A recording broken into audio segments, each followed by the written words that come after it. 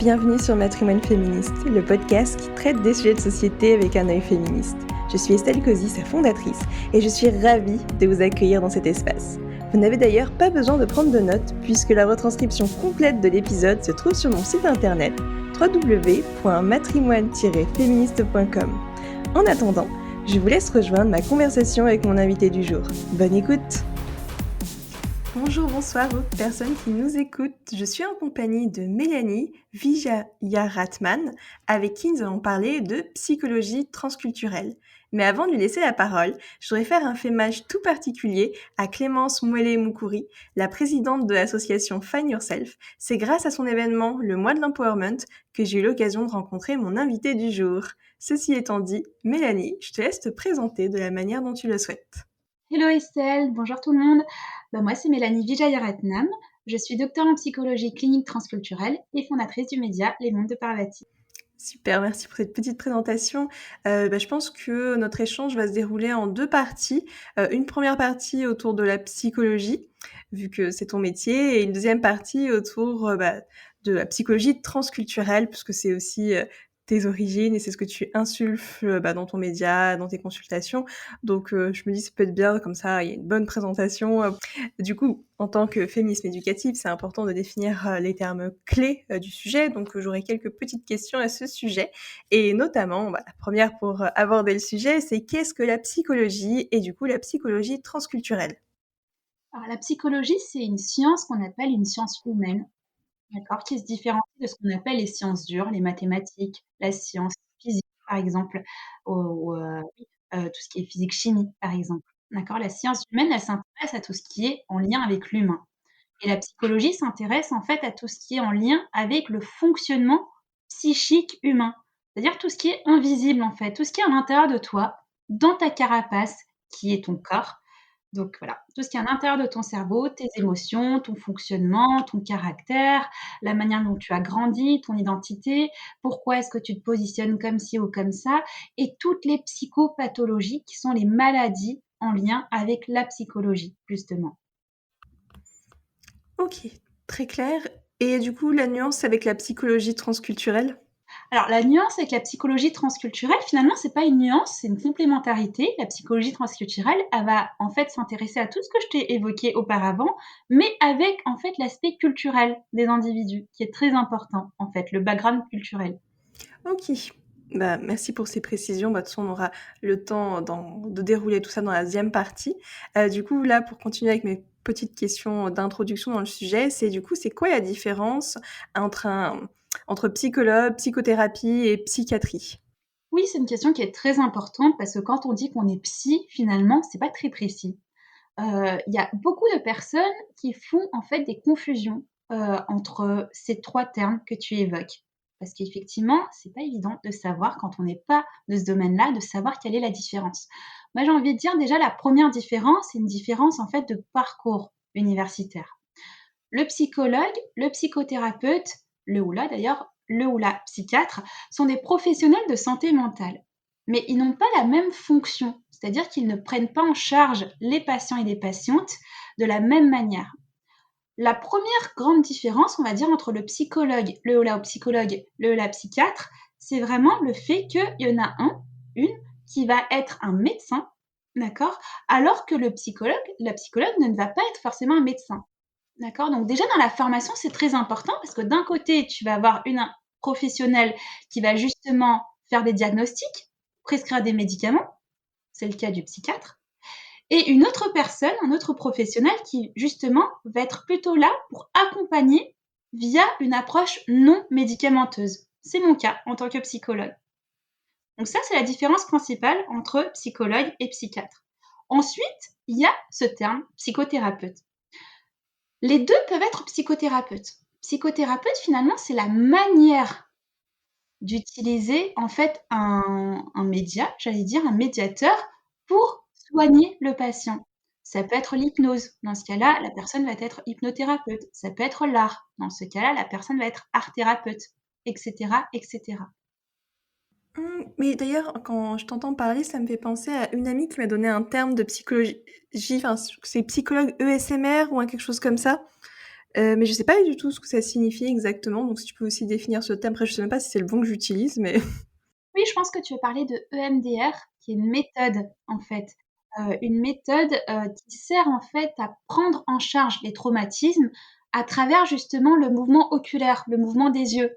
Donc il y a certains thérapeutes qui sont spécialisés dans cette méthode-là, qui vont permettre, en fait, à leurs patients, patientes, de justement traiter, travailler, explorer leurs traumatismes. Donc tu vois, chaque professionnel va avoir son approche, sa spécificité pour accompagner ses patients. OK, bah, merci, pour la précision, c'est très important et du coup, ça m'amène forcément à ma prochaine question. Bah, comment on fait pour trouver le bon spécialiste pour soi? Parce que, bah, du coup, comme tu l'as si bien évoqué, tout le monde a sa propre spécificité, donc c'est pas évident aussi de savoir quelle spécificité est la bonne pour nous, en fait. Oui, j'ai envie de dire qu'il faut expérimenter, c'est très important. Alors ça va paraître bête, hein, mais j'ai envie de dire, c'est comme quand tu vas faire un massage ou quand tu vas chez, le coiffeur, d'accord? C'est-à-dire que la première fois que la personne te fait une coupe qui te correspond pas, ça veut pas dire que tu vas tout arrêter et que tu vas jamais te couper les cheveux, de toute ta vie. On va réessayer, on va aller dans un autre salon de coiffure, on va faire une autre prestation, pareil pour les massages et là on va se dire: «Ah, il y a un feeling qui passe avec cette personne-là». Quelque part, c'est pareil quand on consulte. Nous, ce qu'on appelle le feeling dans notre jargon, c'est, voilà, le transfert, le contre-transfert. D'accord? C'est vraiment cette dynamique qu'il y a durant les consultations. Souvent, ça se joue déjà les bases de ce transfert contre-transfert se jouent dès la première consultation. D'accord? C'est-à-dire, bah, est-ce que je me sens bien en tant que patiente avec cette psychologue? Et est-ce que moi, en tant que psychologue, j'arrive en fait à trouver, justement la demande de ma patiente ou de mon patient? Je pense que ça, c'est très important de pouvoir justement soi-même se questionner sur comment je me sens dans ce cadre-là. Alors ça peut être en visio, ça peut être en présentiel, dans ce cabinet-là, avec cette thérapeute-là. Je vais parler au féminin parce que je vais me parler de mon expérience, d'accord? Ça sera plus simple. Donc généraliser, encore une fois, je vais parler de mon expérience à moi en tant que psychologue transculturelle et de mon expertise au sein de mon cabinet, d'accord? Donc je pense qu'effectivement, voilà, ce «feeling» entre guillemets, ce contre-transfert, transfert, c'est très important et je pense que pour trouver le bon thérapeute ou la bonne thérapeute, en tout cas celle qui est alignée à soi, c'est important de définir la demande. Pourquoi est-ce que je vais consulter? Qu'est-ce que je recherche? Qu'est-ce que je veux comprendre? Qu'est-ce que je veux travailler? Qu'est-ce que je veux guérir? Parce qu'il y a des personnes qui viennent, alors souvent sur adressage d'un médecin, par exemple, qui peuvent venir, mais qui ne savent même pas pourquoi elles viennent, ces personnes-là. Et là, c'est plus compliqué, à la fois pour la personne, à la fois pour la thérapeute. Dire: «Mais pourquoi vous venez? À quoi ça sert en fait de venir?» Donc il faut bien identifier. C'est pas obligatoire, hein, de faire une psychothérapie, hein, mais c'est important que ça fasse sens en fait, pour la personne concernée. Donc trouver, la bonne personne, la bonne thérapeute, je dirais pour résumer que c'est expérimenter. Alors parfois on trouve du premier coup et tant mieux, mais parfois c'est plus compliqué. Moi, à titre personnel, quand j'étais étudiante, je crois que j'ai, consulté, oui 4-5 psychologues facilement pour justement, bah, savoir avec qui je me sens bien et pour finalement trouver la personne qui me correspond.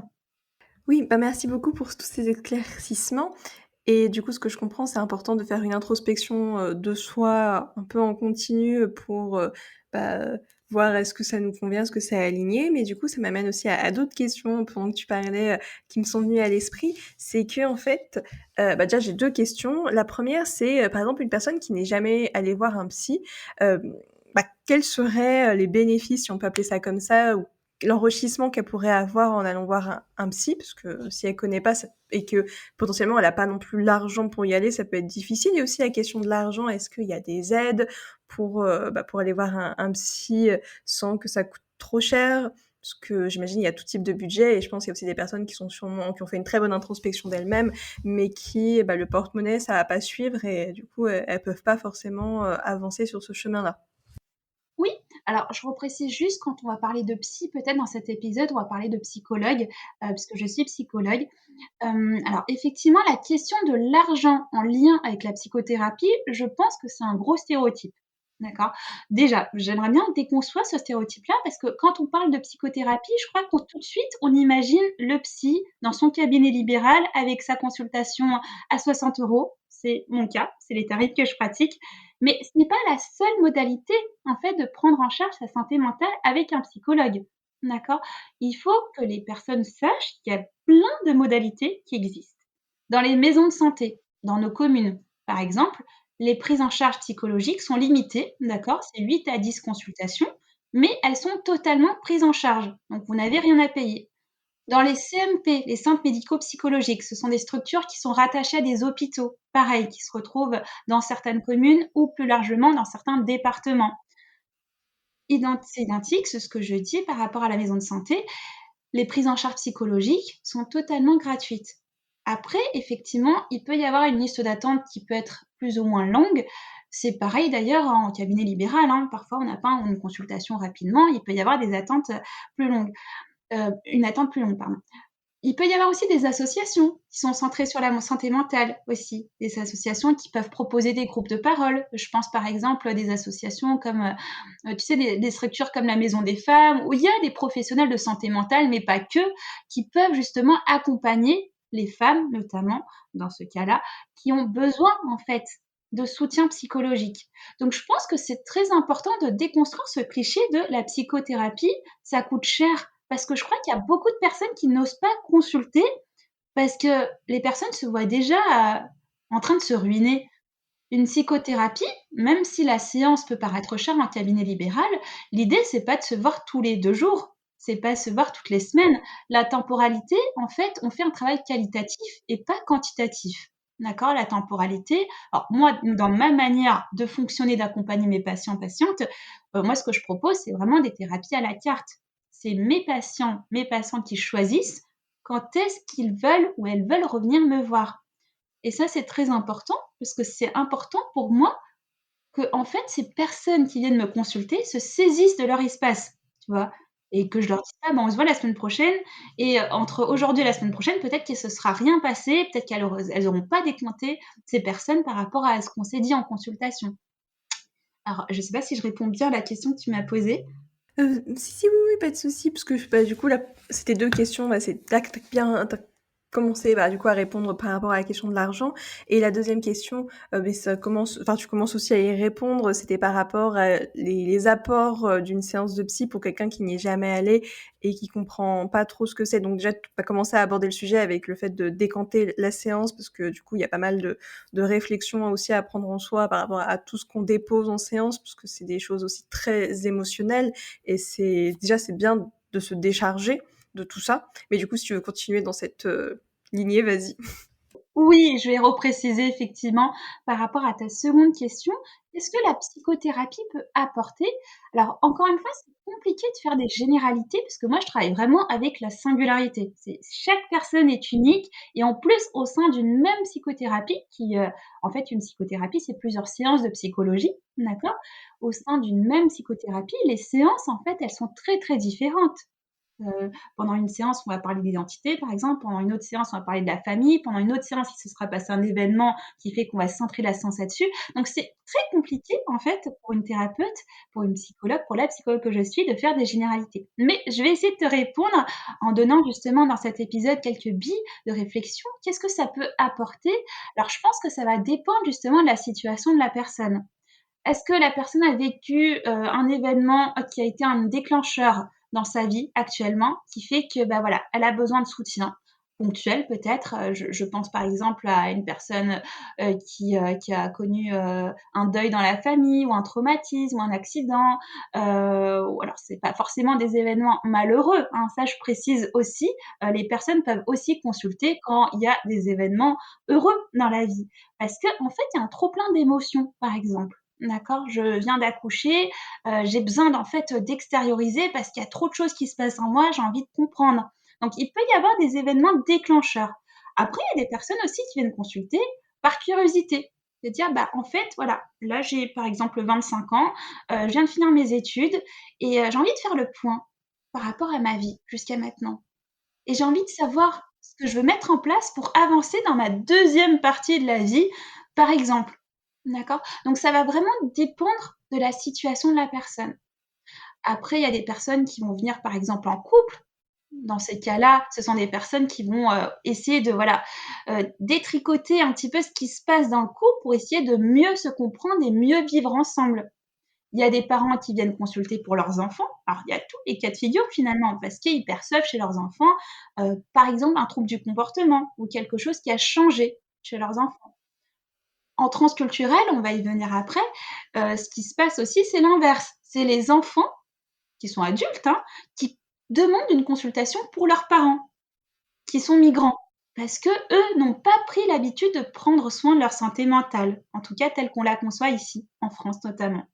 Donc tu vois, il y a plein de configurations qui sont possibles, mais moi, mon travail le plus important, c'est de remettre du sens à chaque fois. C'est-à-dire, OK, votre fille a pris une consultation pour vous, madame, mais vous, qu'est-ce que vous en pensez? Est-ce que vous connaissez la psychologie et qu'est-ce que vous en pensez? Qu'est-ce que ça vous évoque? Toujours mettre le ou la patiente au centre de sa prise en charge.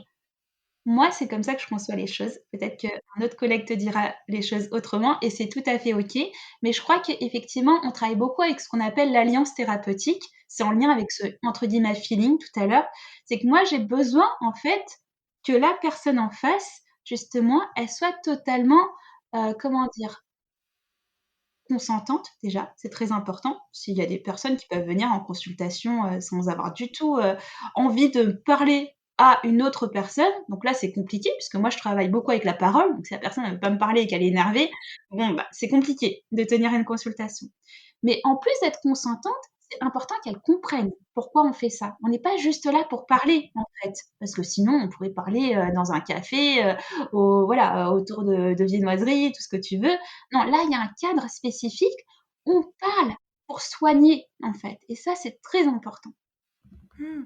Bah, merci pour ces explications encore une fois, je trouve ça très clair et en fait, de ce que je comprends, de la psychologie, c'est comme si, en fait, on avait une pelote de laine en nous et en fait, la psychologue, elle va aider à dérouler, cette pelote et faire des liens entre des événements que nous, on n'a pas forcément. Donc, c'est vrai que c'est ultra intéressant parce que ça permet une prise de recul et soigner par la parole, c'est quelque chose de très fort et en fait, ça m'amène aussi à la question, parce que du coup, tu parles de soigner par la parole, mais j'ai quand même l'impression que, la santé mentale, ça reste encore tabou malgré la libération de la parole à ce sujet parce que, bah, soigner par la parole, enfin, il peut y avoir des personnes qui peuvent se dire: «Bah, si c'est juste parler, autant faire ça avec une amie ou dans un café», hein, pour reprendre un peu tes propos et c'est des choses qui sont pas encore très connues et alors que, par exemple, je sais pas, on est malade, on prend un médicament, il y a pas de souci. Enfin, on a un rhume, c'est quelque chose de acté, mais par exemple, la santé mentale, c'est difficile et ça me fait aussi penser pour les hommes aussi, c'est encore plus difficile avec, tout le poids de la société patriarcale où en fait, on réprime leurs émotions, ils peuvent pas pleurer, enfin, pour la société, hein, parce que sinon c'est mal vu, c'est une fillette. Encore une fois, enfin, une fillette quand on pleure, enfin, alors que c'est tout à fait normal et naturel de pleurer et ça aide, hein, de pouvoir, délester tout ça. Je voudrais t'entendre parler à ce sujet-là. Alors, je crois que moi, mon combat finalement, en tant que professionnelle de santé mentale et à travers mon média Les Mondes de Parvati, c'est un peu déconstruire ces stéréotypes qu'on a. Premier stéréotype, on l'a évoqué auparavant, c'est vraiment le lien entre l'argent et la psychothérapie. Deuxième stéréotype, je crois que c'est ce mot tabou, en fait. C'est un mot qui est quand même assez nouveau, dans la société. Il y a beaucoup de tabous en ce moment et en même temps, ces tabous, c'est nous-mêmes qui les avons créés, je crois. J'en parlais, justement quand on s'est rencontrés, toi et moi, à l'occasion, du mois de l'empowerment, présenté par, en tout cas proposé par, Find Yourself. Il y a une question toute bête, en fait, qu'on pose tous les jours: «Salut, ça va?» Et combien on a de chance de dire à la personne qui nous pose cette question: «Bah, franchement, ça va pas aujourd'hui, je me sens pas bien, je me sens déprimée, il s'est passé tel ou tel événement dans ma famille». Non, on le dit pas, en fait et on peut pas le dire à n'importe qui non plus. Alors quand c'est votre psychologue qui vous pose cette question, OK, vous avez votre espace de parole, on n'est pas là pour parler avec un filtre ou avec un masque social, donc on est là justement pour parler vraiment avec, voilà, sans filtre, en toute transparence. Dans la société, je trouve que c'est beaucoup plus compliqué parce que la plupart du temps, 90 du temps, on dit: «Bah, ça va», alors que ça va pas forcément toujours. Et ça veut rien dire. Ça veut pas dire qu'il y a le grand soleil tous les jours. Et puis même si vous osez dire: «Bah, ça va pas trop», qu'est-ce que la personne peut répondre? La personne n'a pas forcément d'outils, en fait. Donc c'est une question qui est un peu piège. Ce tabou, il est présent dans la société parce qu'on l'a construit. Il suffit de regarder un peu les programmes scolaires des petits, des enfants en fait, hein. On parle jamais de psychologie, de santé mentale alors que c'est hyper important. Je vais prendre un exemple en fait, parce que, bah, il y a tu sais le film Vice Versa 2 en ce moment au cinéma. Je trouve que c'est super intéressant en fait ce genre de film et je trouve que malheureusement, il faut attendre. Alors je sais pas quand est-ce que le premier est sorti, mais je crois que c'était il y a pas longtemps, en tout cas après 2020. Je crois que le premier c'était il y a 9 ans de mémoire. Je sais, enfin, ça remonte quand même à pas, ou 6, entre 6 et 9 ans. Enfin, c'est quand même assez lointain le premier, vice versa. OK, alors je pensais que c'était plus récent, mais effectivement, 6 ou 9 ans, ça reste quand même récent. Je trouve que par rapport à tout ce que Disney et Pixar ont pu produire comme dessin animé, c'est quand même un des premiers dessins animés où on parle vraiment de la psychologie, de ce qui se passe dans notre tête, dans notre cerveau et je trouve que c'est super, en fait.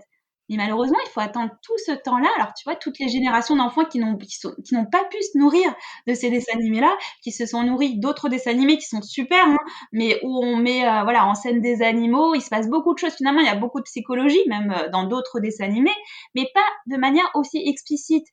Et je disais ça parce que je trouve que c'est important qu'on ait des supports. Malheureusement, aujourd'hui ça commence, mais pendant longtemps et même encore aujourd'hui, ça manque finalement. C'est-à-dire c'est les enfants, dès la maternelle, on leur apprenait justement à ce que c'est la psychologie. Comme tu disais, bah, ne pas réprimer les émotions parce que c'est très important. Et dans vice versa, on voit très bien que finalement les émotions, c'est une équipe en fait. On a besoin de tout le monde. D'accord? Je pense que c'est très important de leur inculquer ça. Parce que ce qui se passe à l'heure actuelle, c'est que on devient adulte, il se passe beaucoup de choses parce qu'entre la vie de l'enfance et la vie adulte, bah, il y a beaucoup de challenges aussi. Sauf qu'on n'arrive pas, en fait, à faire face ou à cohabiter avec ce qui se passe à l'intérieur de nous. Et ça peut être dangereux, en fait. Donc, je pense que c'est important de déconstruire ce tabou parce que si on se dit que c'est un tabou, on va pas y aller. Il y a très très peu de personnes qui vont combattre ce tabou, se dire bah non, on n'en parle pas. Alors là, on en parle dans un contexte occidental, mais c'est encore pire dans certaines cultures, se dire bah il faut être fort, il faut être viril, il faut pas montrer qu'on est faible parce que souvent on met en fait en lien la psychologie, la santé mentale avec la faiblesse à tort, comme si c'était une vulnérabilité, alors on est tous vulnérables à un moment donné de sa vie. C'est même pas vulnérable au sens de faible. On a le droit, en fait. C'est notre équilibre. Tu peux pas être forte toute ta vie et tu peux pas. Moi, je pense que c'est ce qu'on appelle le faux self en psychologie. C'est que si tu vois une personne très très forte, moi en psychologie, je sais d'avance qu'il y a quelque chose derrière. C'est un masque social, en fait. Il faut un équilibre toujours. D'accord? Voir une personne très très forte, ça veut dire que tu ne la vois pas à 100% de son authenticité. Il y a quelque chose qu'elle masque, il y a un pansement quelque part, voire plusieurs, il y a des blessures qui font que la personne n'ose pas, en fait, peut-être être elle-même totalement. Donc voilà, je dirais ça pour répondre à ta question, c'est que ce tabou, on l'a construit, ce tabou, il faut le déconstruire, il faut oser parler de soi, oser ne pas forcément mettre de filtre, parce que c'est important d'extérioriser. Sinon, ça reste en soi et ça devient du poison émotionnel, en fait. Je suis tellement en phase avec tout ce que tu dis et en plus, enfin, comme tu disais, cohabiter ce qui se passe à l'intérieur de nous. Déjà, il peut avoir, à l'extérieur de nous tellement, d'actualités, de changements, qui peuvent être vraiment néfastes. Donc en fait, si, l'extérieur ça va pas, l'intérieur ça va pas, c'est très compliqué en tant qu'être humain après de pouvoir, s'en sortir parce que il faut qu'on puisse avoir un espace cocon en soi déjà pour se retrouver parce qu'en plus on peut pas aider les autres si on peut pas s'aider soi-même. Donc si on a des difficultés et que bah en fait ouais, on peut avoir une bonne santé physique, mais s'il y a une mauvaise santé mentale, bah rien ne marche. Et bien sûr et inversement, mais c'est vrai que la santé mentale c'est un poids tellement important que on commence à s'en rendre compte parce que du coup comme tu évoquais avec Vice Versa 2 qui est vraiment super, hein, je recommande aux personnes qui nous écoutent d'aller le voir. Moi j'avais adoré le 1, j'ai adoré le 2 aussi. Et c'est vrai que c'est super d'avoir ces moments-là, enfin ces moments, ouais, ces événements comme ça. Et par exemple, je sais qu'avec anxiété, enfin, je pense que la vidéo a tourné sur les réseaux sociaux où quand on voit, quand Riley, elle fait du coup une crise d'angoisse et qu'anxiété, elle est comme folle parce qu'elle tourne autour du tableau de bord parce que ça va pas du tout. Mais je trouvais que c'était tellement bien imagé, enfin même l'intérieur du cerveau, comment c'est pensé et tout. Je trouvais ça assez dingue. et plutôt fidèle à la réalité parce qu'ils étaient quand même très très bien renseignés. Enfin, ils avaient fait appel à plein de spécialistes pour pouvoir construire le film. Donc c'est des pointures et tu apprends en t'amusant et c'est vraiment top. Et du coup, avant de passer à la deuxième partie de l'épisode, je voulais juste rebondir un peu. Par exemple, tu disais que les personnes n'ont pas forcément des outils pour s'approprier. Donc toi, par exemple, qu'est-ce que tu proposes comme outil à tes patientes? Comme ça, voilà, les personnes pourront en savoir plus. Et aussi, à Find Yourself, t'avais dit que la psychologie était partout, et notamment, du coup, dès la maternelle, au secondaire, autour de nous, et du coup, c'est quelque chose que, vu que c'est partout, c'est important de pouvoir se l'approprier. Oui, j'ai envie de dire que je vais rebondir sur ce que tu disais tout à l'heure. On peut pas soigner les autres quand on n'est pas soigné soi-même, finalement. C'est valable aussi pour les professionnels de santé mentale, hein. Moi, je peux pas soigner mes patients et mes patientes si moi-même j'ai pas mon espace à moi. Et c'est super important et à chaque fois, j'ai juste hâte d'aller voir ma psychologue pour déposer plein de choses parce que, ça me fait du bien aussi. On n'est pas des machines.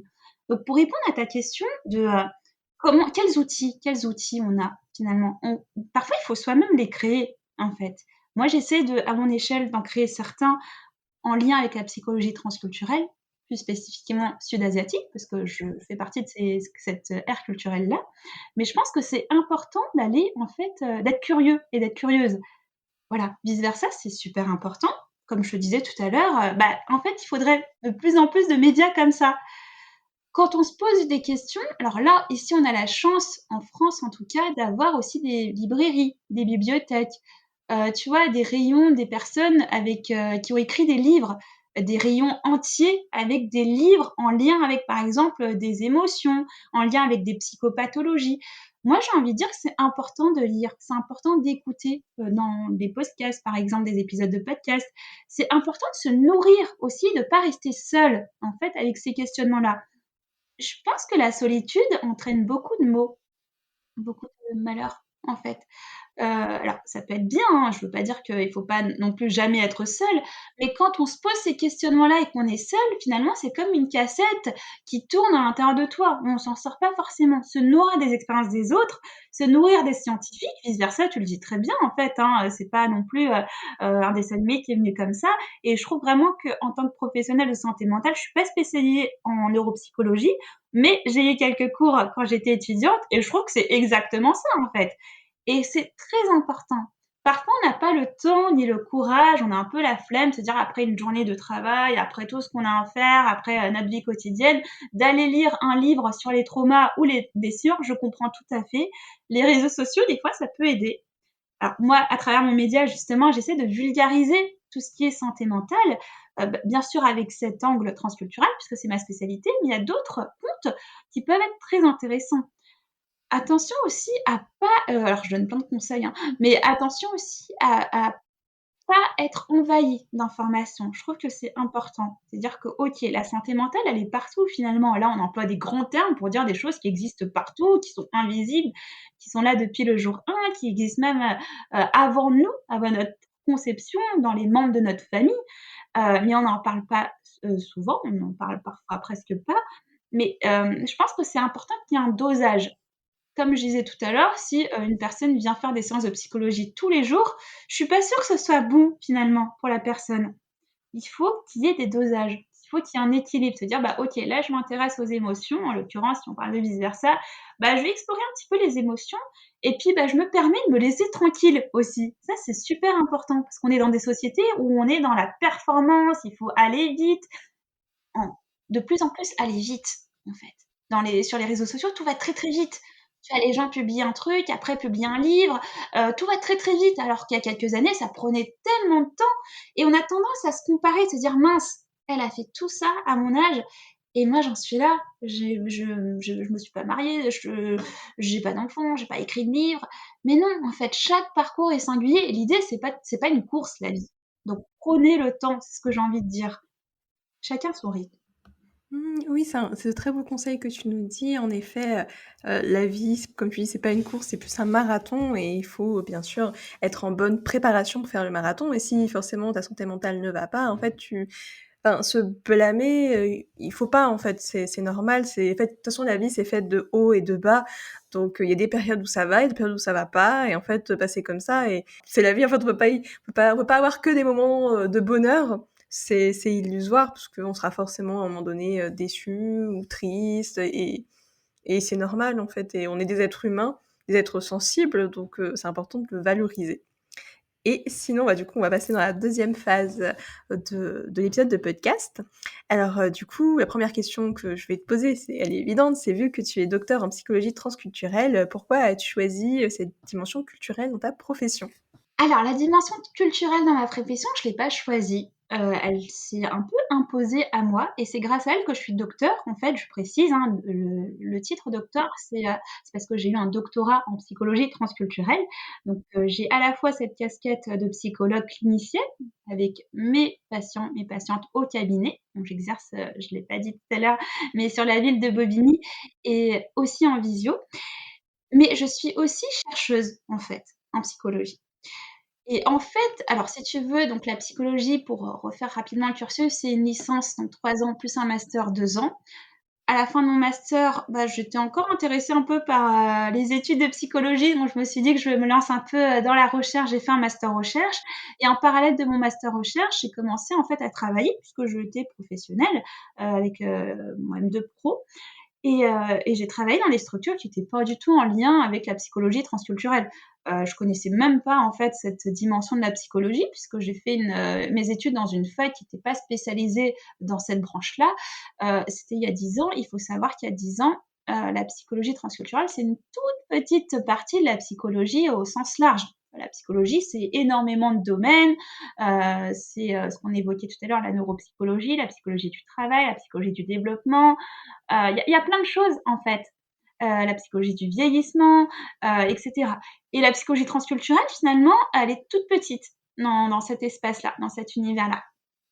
Donc ça, c'est une chose et quand j'ai commencé à travailler, en fait, je me suis rendu compte que j'avais du mal, en fait, à faire le lien entre la Mélanie, entre guillemets, «de la maison» et la Mélanie du monde professionnel. C'est-à-dire que c'était à chaque fois, il fallait que je coupe, en fait, une partie de mon identité culturelle notamment pour rencontrer, bah, les personnes que je suivais et je trouvais que c'était un peu délicat et c'était un peu inconfortable à force. J'avais envie de réunir ces 2 parcelles de moi, tu vois? Et je me suis dit: «Bah, finalement, bah, on va faire des recherches» et il y a une thématique en particulier en M2 recherche qui m'intéressait, c'est la question du mariage.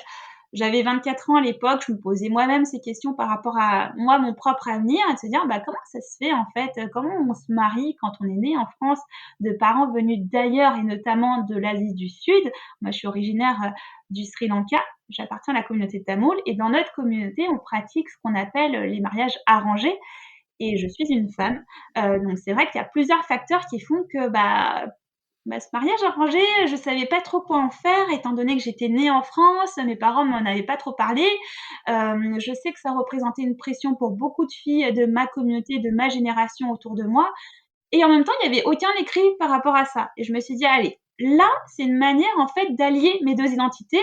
Je vais faire un doctorat en psychologie sur cette thématique de ma communauté parce que j'appartiens à cette communauté, parce que j'ai envie d'apporter aux autres personnes, qui sont pas forcément de la communauté, hein, des personnes de la recherche, des connaissances sur cette thématique-là et en plus, j'ai envie de répondre à cette question, de se dire: «Bah, en fait, elles font comment les filles? Elles font comment, en fait, concrètement?»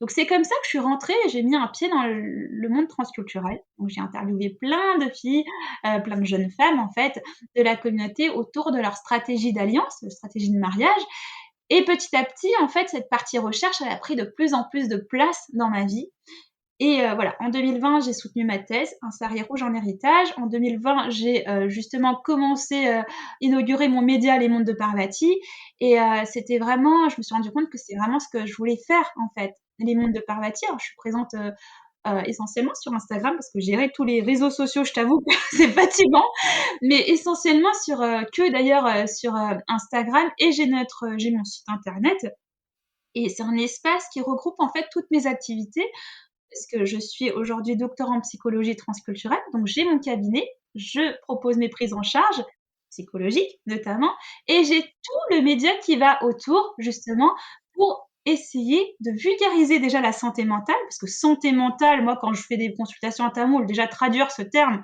hyper compliqué, il faut passer par plein de mots simples, et je trouve que c'est très important d'employer des mots simples. Des fois, on se complique la vie à employer des mots hyper compliqués, il suffit de prendre voilà, le manuel des psychopathologies pour voir qu'il y a tous les 2 mots, il y a que des mots compliqués, en fait. Et même moi, parfois, je ne les comprends pas. J'ai besoin, tu vois, c'est comme le Larousse quand on l'ouvrait quand on est petit et que le mot compliqué en renvoyait un autre mot compliqué, en fait. Et du coup, tu t'en sors pas. Et je trouve que c'est important de s'exprimer avec des mots très simples.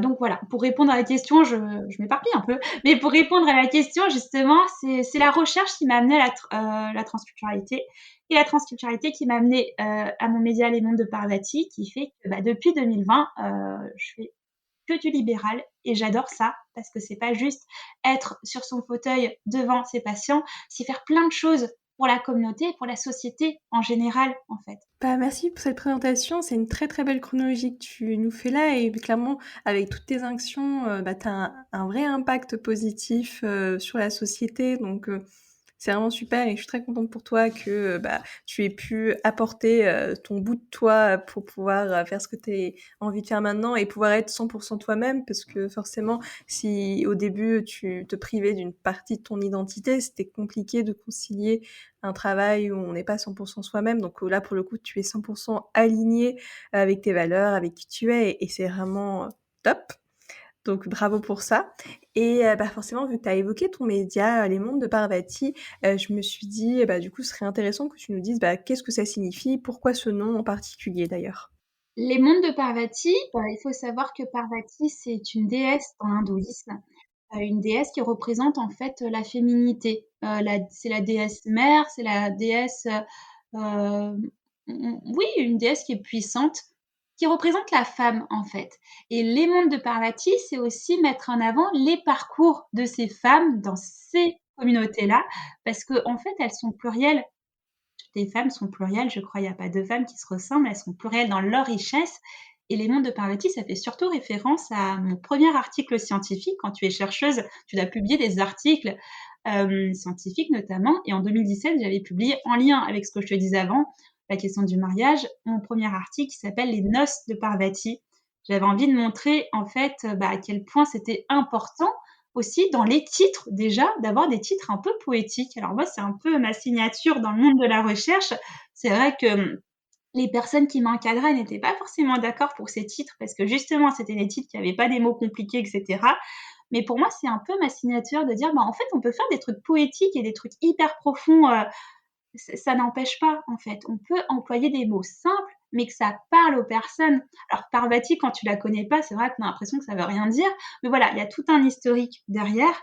C'est-à-dire que les mondes de Parvati, dans ce média-là, j'explore en fait les mondes psychologiques, principalement des femmes de la communauté sud-asiatique. Alors, communauté, ça ne veut pas dire forcément que les femmes qui sont restées là-bas, c'est la diaspora aussi, les femmes qui sont ici, qui sont multiculturelles, biculturelles.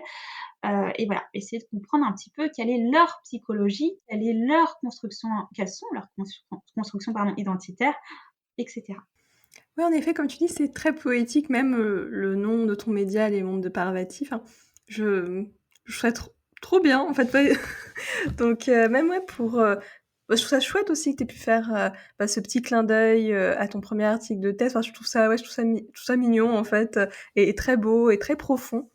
Et bah, du coup, ça me fait penser, forcément, vu qu'on parle des femmes et qu'on parle de la santé mentale et qu'on parle de la culture tamoule, quel rôle joue la culture dans la santé mentale des personnes qui ont quitté leur terre-mère pour intégrer des pays d'accueil? Et même question pour leurs descendants après, les descendantes. Et tu commencé à parler en début d'épisode bah, du fait que c'était plus bah, les enfants qui incitaient leurs parents à aller faire des consultations, mais potentiellement les parents ils comprenaient pas trop l'intérêt parce que bah, c'était pas, ils ont pas été éduqués ainsi. Donc voilà ma question. Oui, j'ai lu un article là récemment qui disait que la culture, en fait, c'est comme un dictionnaire. Tu vois, alors de plus en plus maintenant, puisque bon, ça fait 10 ans que je suis diplômée, ça fait 3 ans et demi que j'exerce vraiment à plein temps en tant que psychologue transculturelle, je me rends compte que c'est impossible de rencontrer une personne en la dissociant de sa culture d'origine, en fait.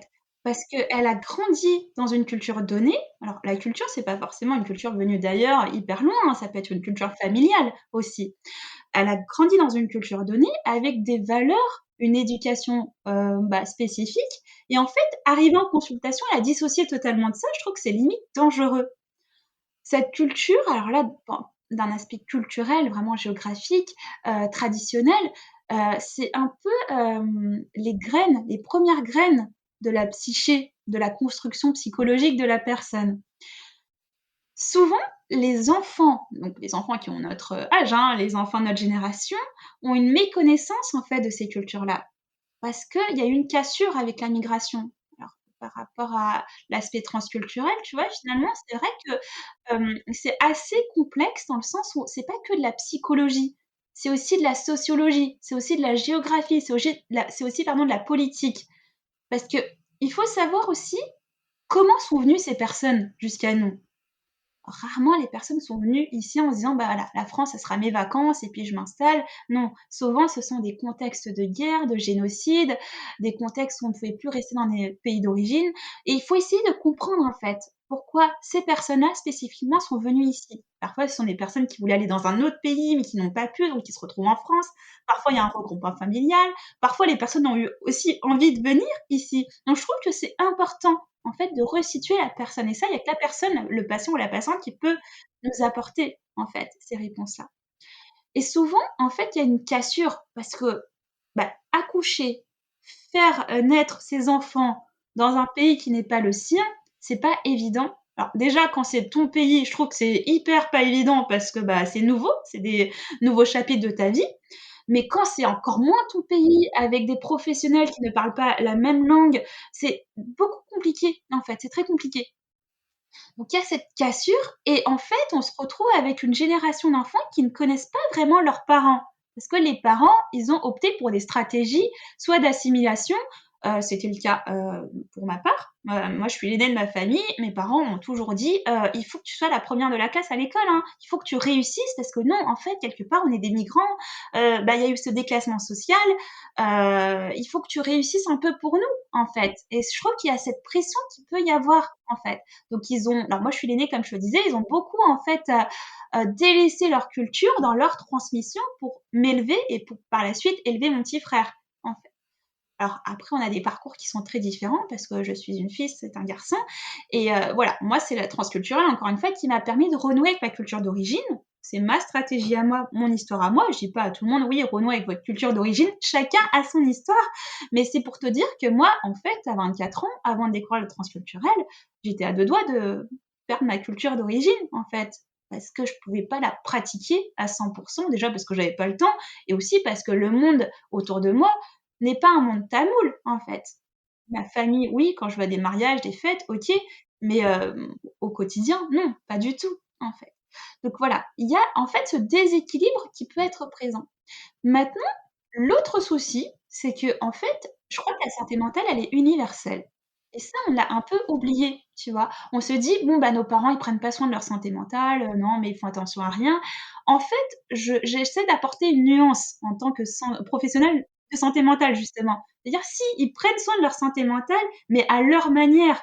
Eux, ils ont leur rituel. Ils vont au temple, par exemple, ils ont leur rituel religieux, ils ont leurs pratiques, médicales, notamment l'ayurveda, ils vont se faire masser, ils vont prendre des tisanes, des choses, à base de plantes et c'est leur thérapie finalement et on peut pas leur enlever ça. Eux, ils vont pas forcément aller voir un psychologue ou une psychologue dans un cabinet, payer 60 € et faire leur consultation parce que c'est pas, en fait, culturel.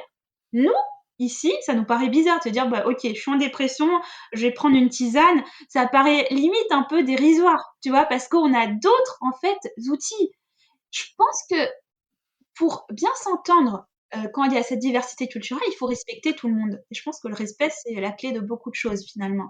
Il faut respecter aussi que les parents puissent se soigner comme ça, il faut respecter que nous, on puisse se soigner autrement et on peut se permettre de faire des passerelles, se dire: «OK maman, c'est bien, tu te soignes comme ça et moi je connais une personne qui fait, tel type de thérapie, viens on essaye une fois» et tu es pas obligé en fait. Parce que souvent c'est ça, c'est que les personnes elles amènent en fait, les mamans et les papas, alors c'est plutôt des mamans, hein, pour être honnête, en consultation, en tout cas ce qui me concerne. et au début, c'est extrêmement dur de créer cette alliance thérapeutique. Alors après, une fois qu'on l'a créée, ça se passe super bien et limite, ce sont ces mêmes personnes qui voulaient pas venir qui veulent plus te lâcher, tu vois? Donc c'est pour te dire qu'en fait, il y a pas vraiment de tabou, c'est une question de traduction, en fait, et de comment ça se manifeste. Une fois que la personne, elle a trouvé son espace où elle peut extérioriser, elle l'investit super bien, en fait.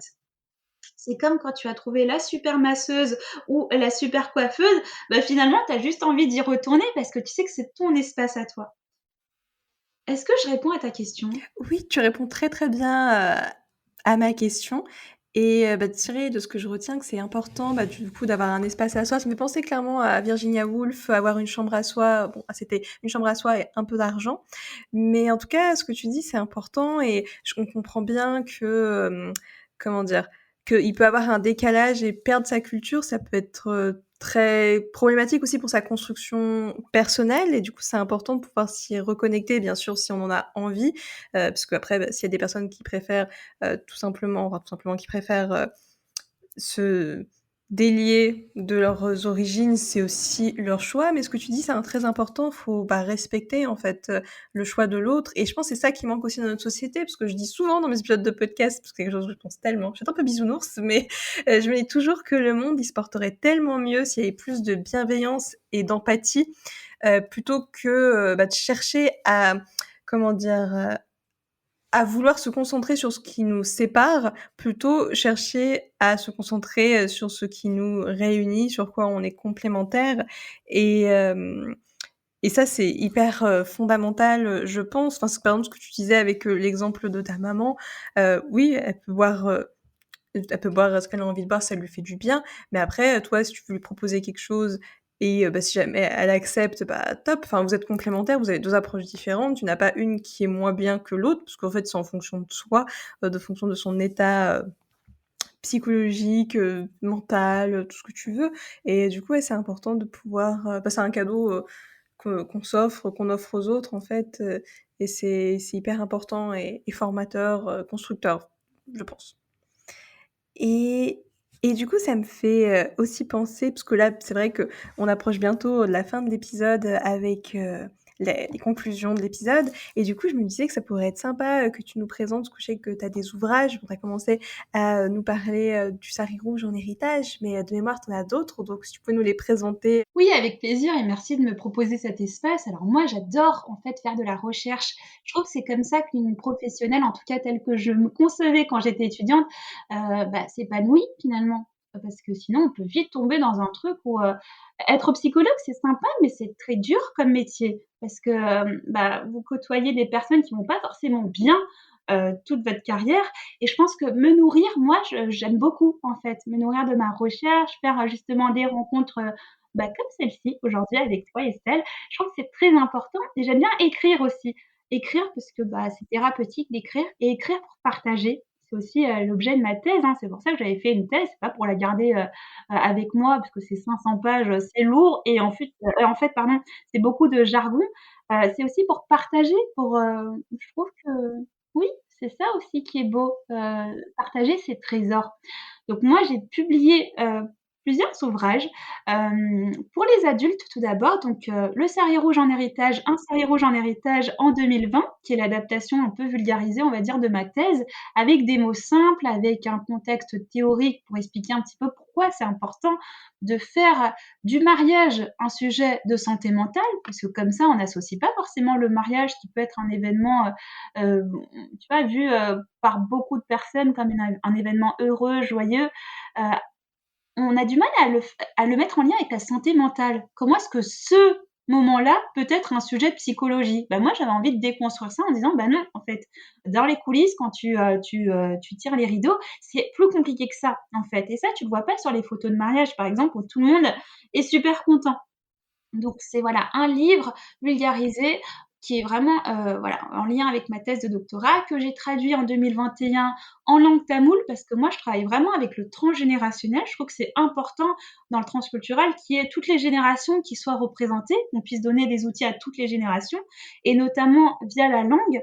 Donc voilà, j'ai traduit Le Cerisier rouge en héritage en langue tamoule pour que les parents se saisissent aussi de nos réalités, parce que finalement, on est dans beaucoup de communautés, même dans beaucoup de familles, de manière générale, on a du mal à parler de certaines choses parce qu'on pense qu'elles sont tabous et on a du mal à évoquer la santé mentale justement. Donc ce livre, tu vois, c'est un médiateur pour dire, en fait, tu vois, dans notre communauté, il y a des personnes qui divorcent, il y a des personnes qui se remarient, il y a des personnes qui font un choix de mariage arrangé, oui, il y a des personnes qui font un mariage d'amour, il y a des personnes qui se marient pas, il y a plusieurs configurations qui sont possibles et finalement, c'est OK. Le mot-clé, je crois, d'aujourd'hui, c'est le respect aussi. Il faut respecter aussi les autres, il faut aussi se respecter soi.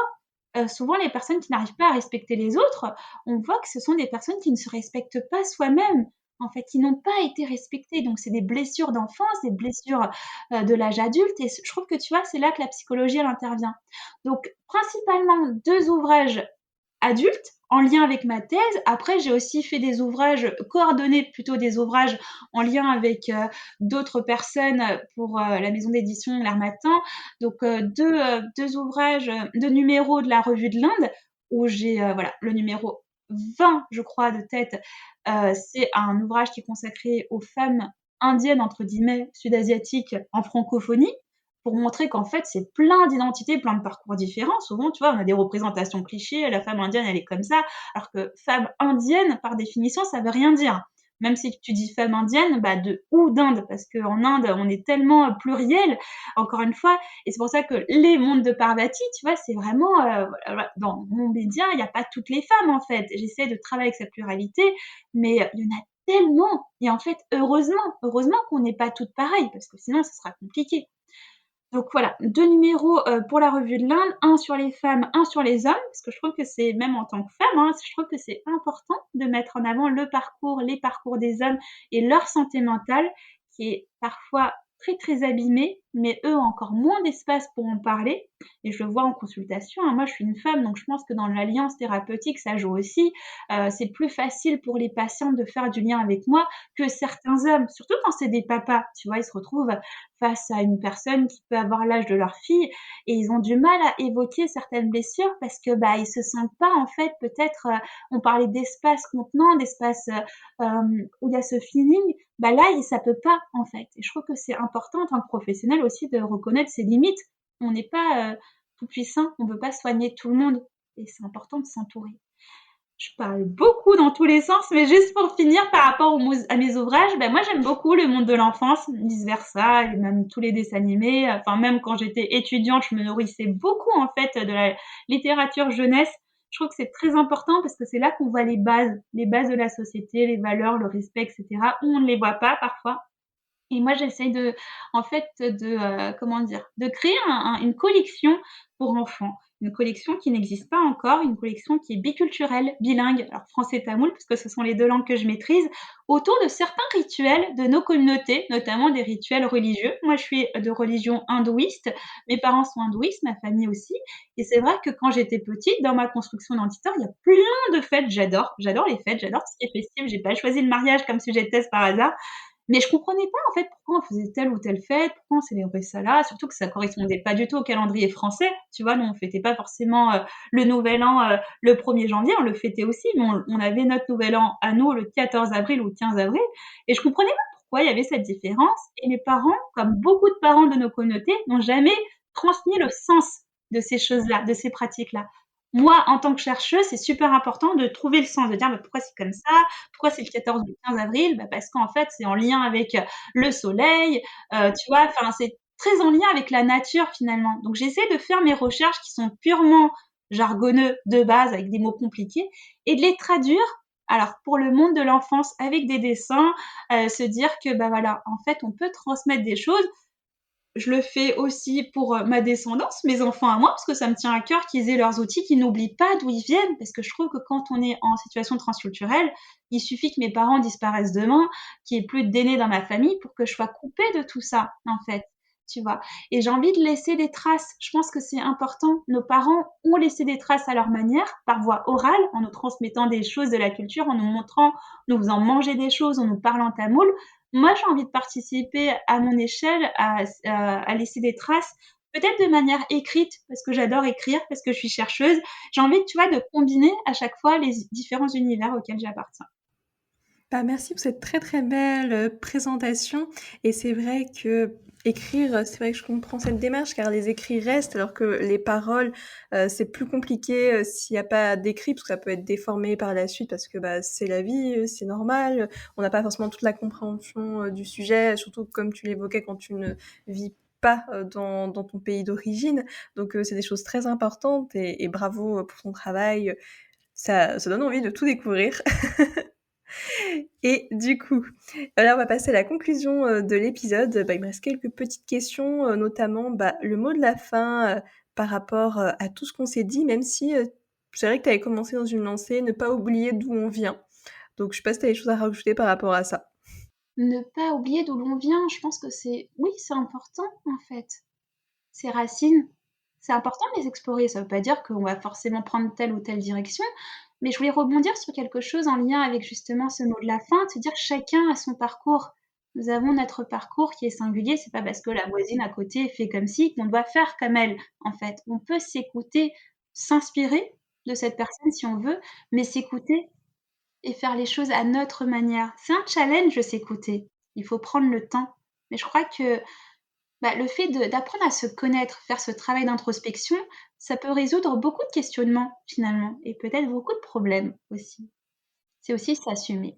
Je suis tellement d'accord avec toi. En fait, on a un trésor qui est en nous et il faut juste trouver cette clé et enfin la chercher. Après, si on la trouve pas, c'est pas grave, mais si on est dans cette démarche de la chercher, en fait, la clé que tu recherches, ce sera ta construction intérieure et c'est tellement puissant et tellement important de découvrir tout le potentiel qu'on a parce que comme tu disais, on est tous et toutes uniques et on a toute cette et tous cette singularité, donc c'est important de pouvoir, essayer de l'explorer. Et du coup, bah, là, il me reste quelques questions. Du coup, qui sont tes rôles modèles? Alors, moi, c'est vrai que c'est un terme qui est un peu spécifique parce que je pense que quand j'étais plus jeune, quand je dis plus jeune, quand j'avais la vingtaine, quand je commençais mes études, j'avais plein de rôles modèles, tu vois? Et surtout quand j'ai découvert Instagram, j'ai tout découvert un peu en retard par rapport aux autres. J'entendais, les copains, copines en parler et puis moi je connaissais pas trop, j'étais pas trop réseaux sociaux et tout. Donc j'avais beaucoup de personnes, notamment des personnes de ma communauté, mais en Amérique du Nord, qui créaient beaucoup de choses, qui osaient en fait prendre la parole sur des thématiques précis ou qui se permettaient de vivre de leur passion. Tu vois, un peu mes rôles modèles, c'est pas des personnes spécifiques, c'est plutôt, des parcours, on va dire. Et puis après, je trouve que j'avais besoin de déconstruire ça, parce que quand on a des rôles modèles, on a du mal à s'écouter soi. On se dit: «Ah la personne elle est comme ça» et j'ai l'impression que je rentrais dans un truc, un peu un cercle vicieux où j'admirais tellement ces personnes-là que ça m'inhibait moi, tu vois? C'est-à-dire: «Bah moi, est-ce que j'en suis capable de faire ça?» Moi, ce qui m'a toujours plu, c'est de rencontrer des personnes, même via les réseaux sociaux, qui se racontent entièrement, en fait, même dans leurs «imperfections» entre guillemets. Je trouve que ça fait du bien parce que souvent, bah, les réseaux, c'est des personnes qui sont parfaites avec plein de filtres, tu vois? Par exemple, moi j'ai accouché il y a pas longtemps et voilà, on a beaucoup de personnes, des influenceurs, d'influenceuses qui parlent de leur postpartum, de leur accouchement parfait, en fait. En fait, dans la réalité, c'est beaucoup, plus compliqué que ça. Ça veut pas dire que c'est imparfait, en fait, c'est plus réaliste. Donc ce sont des personnes qui m'inspirent. Après, moi, je crois que ma définition du rôle modèle, c'est qu'on peut tous et toutes être des rôles modèles et je crois que c'est important. C'est important. On est notre propre définition nous-mêmes. Il y a pas de mauvaise réponse. Donc j'ai envie de dire qu'il y a pas forcément quelqu'un en particulier. Voilà, je trouve que c'est important qu'on se réapproprie aussi nos histoires, nos êtres et qu'on soit en phase avec ça, en fait, sans avoir, en fait, de moule, de modèles autour. Non, je comprends tout à fait ce que tu veux dire et aussi dans le sens où, parce que quand tu disais que tu avais des rôles modèles et que toi tu te sentais moins bien par rapport à ça, je pense qu'aussi il y a tout ce qui est comparaison, alors que je pense que la seule personne avec qui on peut se comparer, c'est soi-même. C'est, bah, moi la Estelle du passé, toi la Mélanie du passé, la personne qui nous écoute, la personne du passé appropriée, parce qu'il y a que nous, en fait, qu'on peut connaître réellement toute notre authenticité et tout le parcours qu'on a pu mener, tous les obstacles qu'on a franchis, tout ce qu'on a réussi à faire, à pas faire, tous nos échecs, nos réussites, parce que l'échec aussi c'est important pour. Enfin, on peut pas que faire des réussites. De toute façon, c'est normal d'échouer. Et du coup, ouais, c'est important de le valoriser. Donc, je suis tellement en phase avec toi. Et dans la suite de mes questions, il y a, quelles ressources recommanderais-tu aux personnes qui nous écoutent? Bien sûr, il y a tes ouvrages, mais ton compte, enfin ton média, Les Mondes de Parvati, mais si tu en as d'autres à nous partager, n'hésite pas. Sur la psychologie, Comme tu veux, ça peut être la psychologie, le féminisme, moi j'ai envie de dire que c'est important. Alors je vais beaucoup rebondir sur la question de singularité. C'est important, oui, d'explorer les ouvrages, les épisodes de podcast qui font sens pour vous. Je pense que c'est important. C'est-à-dire que moi, je suis quelqu'un de très labile, hein, je vais pas te mentir. C'est-à-dire que voilà, il y a beaucoup de choses qui m'intéressent, mais pas tout en même temps. Il y a des choses, voilà, sur un instant T, je vais devoir, je me dis que je vais lire tout ça, ça va être trop bien. Et puis la semaine d'après, il y a un autre truc qui m'intéresse et je chope l'idée en pleine route. Et c'est ça, en fait, ma manière de fonctionner. Et ça me fait du bien de pas avoir un planning précis avec des choses à écouter, des choses à lire, de me dire bah voilà, ça c'est un best-seller, il faut à tout prix que je le lise. Bah peut-être que ça va pas du tout faire sens pour moi. Donc j'ai envie de dire les ressources, il y en a sûrement plein. Moi, je pense que tu vois, ce qui me dérange un peu des fois dans les librairies, etc., c'est de dire, bah voilà, on catégorise. C'est-à-dire, ces livres, si vous voulez en savoir plus sur l'hyperactivité, par exemple, faut absolument lire ce tas de livres. Bah, en fait, peut-être qu'il y a d'autres ressources ailleurs. Faites-vous confiance. Je pense qu'encore une fois, on va revenir sur la question du feeling. Bah, il y a un titre qui va te parler, il y a un titre qui va te dégoûter. On va parler des émotions aussi. Bah, je pense que c'est important de, voilà, saisir ce qui se passe en nous. Ça peut paraître très abstrait ce que je dis, mais je trouve que c'est, oui, c'est ce que j'ai envie de dire de manière authentique. Il faut se permettre d'aller à la découverte de soi-même. Et c'est pas moi qui peux en fait, alors je peux le faire en consultation quand je connais le profil précisément de la personne, mais de manière générale, dans un épisode de podcast, c'est dur de faire des généralités. Pas parce qu'on a peur de se tromper, mais parce que je trouve que ça peut pas du tout faire sens ce qu'on peut donner, en fait, comme outil. En tout cas, en ce qui me concerne. C'est mon point de vue. Oui, non, je comprends complètement, ce que tu veux nous transmettre. C'est important de s'écouter soi et encore une fois, c'est ce que tu dis, c'est important de faire au feeling et faut s'écouter parce que, comment dire? Tout le monde est on est tous et toutes différents, donc on n'a pas forcément les mêmes affinités. Par exemple, il y a des personnes qui aiment pas lire, donc c'est sûr que pour eux, ça va pas faire sens, mais qui adorent regarder des séries, donc pour eux, ça fait sens. Donc c'est vrai qu'il faut trouver, ce qui nous anime et comme tu disais, en fait, ce qui nous anime, il y a des périodes où on peut lire beaucoup, après tout arrêter parce qu'on regarde plein de séries et inversement. Enfin, faut pas se mettre des comment dire? Des challenges du style: «Ah ouais, il faut que je lise 100 livres cette année, sinon, j'ai raté ma vie», non. En fait, il faut juste faire en fonction de soi et pas parce que c'est pas parce qu'il y a des autres qui le font, qui arrivent à lire 100 livres, dans l'année que, par exemple, toute la personne qui va nous écouter est une super lectrice ou pas. Enfin, franchement, il faut vraiment, oui, prendre en compte en fonction de ses propres capacités, son temps, son énergie, sa santé mentale. Enfin, il y a plein de critères qui évoluent tout au long de la vie, puisque bah, la vie n'est faite que d'évolution. Et du coup, dans mes dernières questions, c'est que signifie le terme féminisme pour toi et qui aimerais-tu voir au micro de Matrimoine féministe? Oui, alors c'est une grande question, hein, qu'est-ce que c'est le féminisme? Moi, avec mes mots, simplement, j'ai envie de parler de la réalité des femmes de manière générale, quelle que soit leur culture, quelle que soit en fait leur migration, quelle que soit leur identité. Je pense que c'est important d'envisager en fait de penser le féminisme comme étant intersectionnel, que ça concerne en fait toutes les femmes et qu'il faut entendre leur voix, entendre leur parcours, entendre leur santé mentale aussi, parce que les études montrent qu'on est beaucoup plus impacté en tant que femme de par notre santé mentale que d'autres personnes, que les hommes en particulier, parce qu'il se passe beaucoup de choses. Alors il y a cette charge mentale qui est en lien avec bah, tout ce que l'on met sur les épaules de la société, mais tout ce qu'on peut vivre tout au long en fait de notre vie. Et c'est encore plus accentué quand on appartient à certaines cultures où la pression est plus forte. Cette pression est plus forte sur les femmes. Donc je pense que c'est ça que j'irais. Faire entendre nos réalités et voilà, faire entendre nos voix, porter notre santé mentale, parce qu'il n'y a que nous qui pouvons parler de nous. Je pense que c'est très important. Qui est-ce que j'aimerais voir au micro de Matrimoine féministe? Bah, j'ai envie de dire aussi des femmes, peut-être d'autres générations. Je pense que c'est important parce que souvent alors là, aujourd'hui, on est en 2024, il y a les réseaux sociaux, mais je trouve qu'il y a toute une génération de femmes qu'on n'a pas pu entendre, en fait, qui n'a pas pu s'exprimer.